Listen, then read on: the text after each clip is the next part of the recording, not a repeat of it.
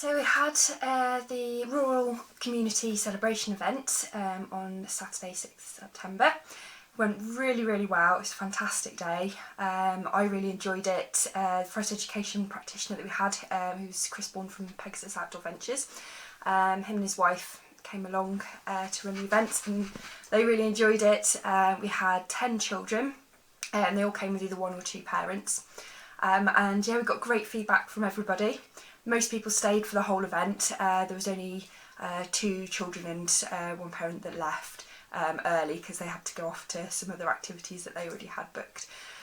So we did bows and arrows, which was absolutely fantastic. Went off collecting hazel rods from in the woodland, showing children and the parents how to coppice hazel stakes, hazel rods. And then we made them into bows and arrows. And we set up a shooting gallery, so they all got to have a go at firing their bows and arrows into the shooting gallery as well, which is made up of pictures of cartoon animals. So they're all animals that have been mentioned in the memories of people that I spoke to in the interviews. They're animals that they used to hunt, or at least try to shoot with their air rifles, although they said that usually they weren't very successful at that. Yeah, so I think that was everyone's favourite activity. People loved doing that, and we did have people that were walking through the Old Town Park, which is where we held it, walking through, dog walking whilst we were setting up, and a lot of the people stopped to see what we were doing. And a lot of people said that they used to do bows and arrows as children as well. So it seems to have been a really popular activity that people did in rural areas. I grew up in a city, and it wasn't something that we did, so I think it is more of a rural thing, so that's been quite interesting to find out. We then had lunch, which was a picnic lunch, as in a lot of the memories said they used to go to the woods for picnics. We sat by the river where we had a campfire going as well. So while they were eating their picnic lunches, they also prepared it's like a bread mixture to make twist and dampers to cook on the fire, and also scooped out orange skins to cook their eggs on the fire as well. Some of the parents got very excited at the idea that you could cook eggs in orange skins, so it was really good that they took a big interest in what you could actually make. Some of the children didn't really like the eggs because they tasted a bit like orange, so it was a strange flavour really, but they all loved doing the twist and the dampers, spreading jam on them, so they were really nice, and yeah, kids really enjoyed doing that and learning how to do that on the campfire. Over lunch a lot of the kids also played in the river, which was great to see. It was playing in the river, particularly fishing and swimming with things that had come up in the memories as well. So it was good to see that the kids really enjoyed and wanted to do that. A lot of them were filling up their wellies with water and stones from the river, which I don't think the parents were too happy about, but they were okay with it. We also, after lunch, did 4-strand plaiting.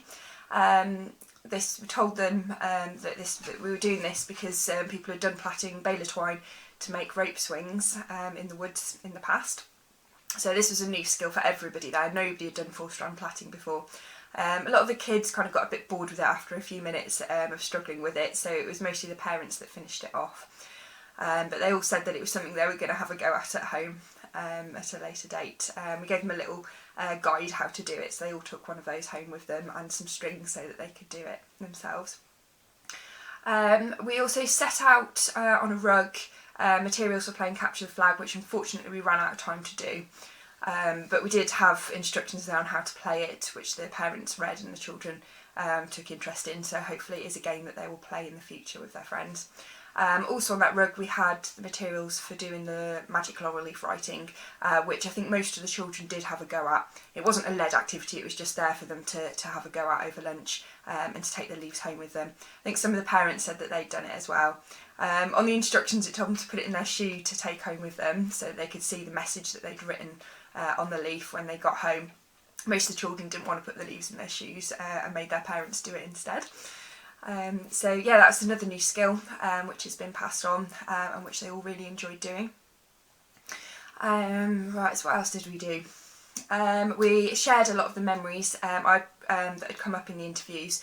I made a list of things that had come up, as well as an information sheet on the Old Skills New Stories project, and gave that to each of the families. And over lunch and whilst we were at the event, I was talking to them about the memories that had come up, the activities that people mentioned, kind of the purposes of the project and why we were running that event.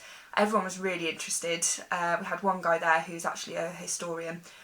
He works with schools a lot, and he was really interested in the project, and gave us some ideas on how we might take the project further, looking at community history and history of woodlands, perhaps nationally as well. Yeah, unfortunately, we struggled to get people to give us feedback on their memories of woodlands in a digital way. We did set up a memory booth, which was some tarpaulins hung between some trees, and we put video and audio recorder in there and encouraged the parents to go in and give us their memories, talk about them, what they did as a child growing up, things that they do with their children now. But only one of them was actually willing to do it. Most people looked pretty horrified when I asked them if they'd be willing to do it. I think they just didn't really like the idea of being recorded. I did do feedback sheets though, so people could give written feedback on the event, what they feel they got out of it, and also to ask them to briefly describe some of their memories. We did get very brief replies. It was mostly along dog walking, going for walks with family, picnics, that kind of thing. A couple of people did mention that they'd made bows and arrows and things like that, but mostly it was just using the woods for recreation and leisure really.